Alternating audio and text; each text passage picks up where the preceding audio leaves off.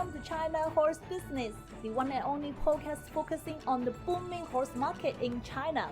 Bringing to you by two experts of Chinese equine industry, Zoe King and Jojo Wang, from Shanghai and Hong Kong, introducing China to the world. Hi Jojo, did you watch the match last night? Italy is the champion. Yes, I know. I couldn't stay up last night to watch the game, but it was the first thing I did this morning to check the result. Oh, I watched it and it was so exciting. I even heard a wave of cheers from the street when the referee blew the final whistle at 6 a.m. in Shanghai. I can imagine this. It is always a cheerful moment to watch the competitions. Yes, it's the magic of sports. In our industry, competitions are also full of excitement. In today's China news, we look back at two competitions in Heilan International Equestrian Club for the last 2 weekends. From July 2nd to the 4th, Jiangsu Youth Equestrian Championship was held in Heilan for the very first time. 300 rider horse combination and over 100 horses from 7 cities of Jiangsu province participated in 3 Olympic disciplines. It was the first time that eventing was included in a youth equestrian competition in regional level. Heilan provides a unique venue for eventing since it is the training center of Jiangsu team. It is also good to know that some Chinese young riders start to compete in eventing, which is often neglected and limited by training venue. Right after this weekend, from July 8 to 10, Heilan hosted the second step of Yangtze River Delta J&Y Equestrian Tour. The first day is dedicated to dressage competitions, which lasted for more than 8 hours in 2 arenas to satisfy the huge numbers of participants. The jumping competition lasted for 2 days with 545 rider-horse combinations. The peak moment was the final of 1.35 m jumping on the last day. The 16-year-old rider You Yanhe from Shanghai Rico Stable won the trophy, but it was only his first jump in this level. It was quite a stunning performance. The Yangtze River Delta J&Y Equestrian Tour is initiated by 4 regional equestrian federations, leading by Shanghai Equestrian Association, with the objective to increase the competition level and numbers, to build a platform for young riders of the area, and to establish a branding strategy to promote the series of competitions.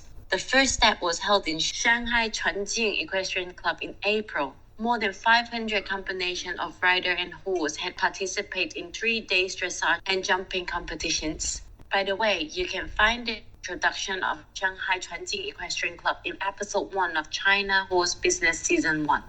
Yes, and all these competitions mark the leading position of Yangtze River Delta in terms of numbers of clubs and riders in the recent 2 or 3 years. It is definitely the area to watch if you are interested in Chinese equine market.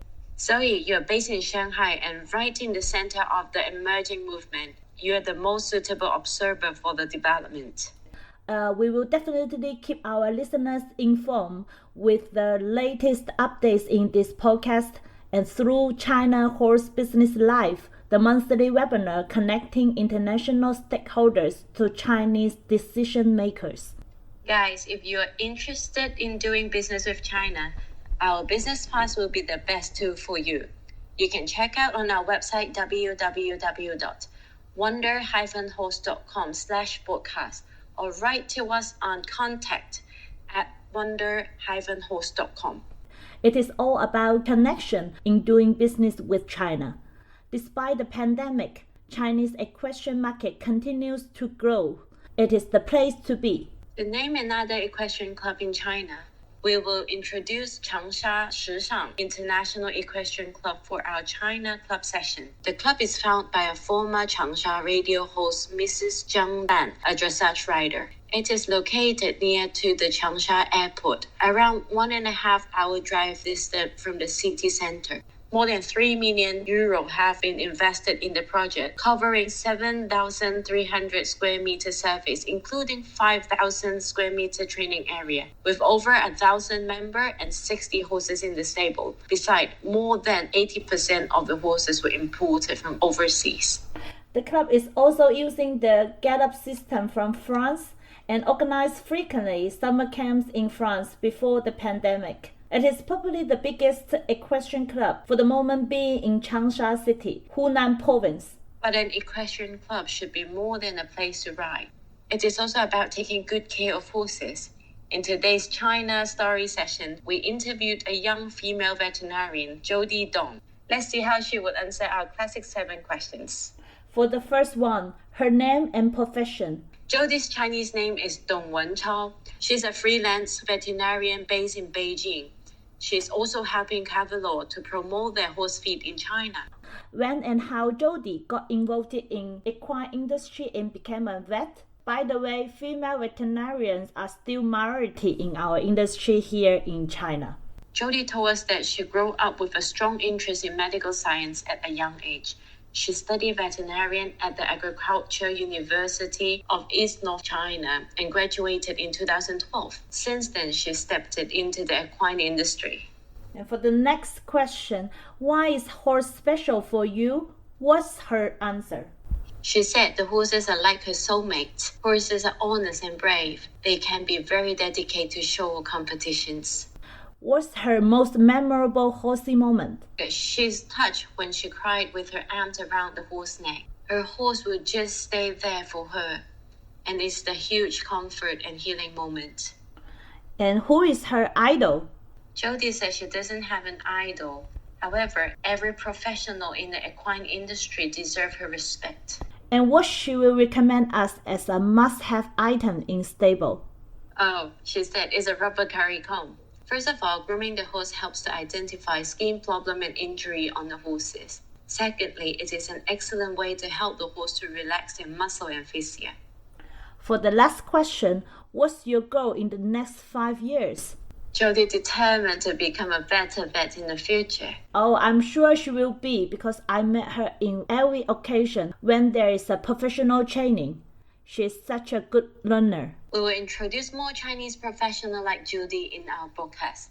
You may also personally meet them in our monthly webinar, China Horse Business Life. Yeah, alright, Jojo. I'll talk to you again next week. See you next week. Bye.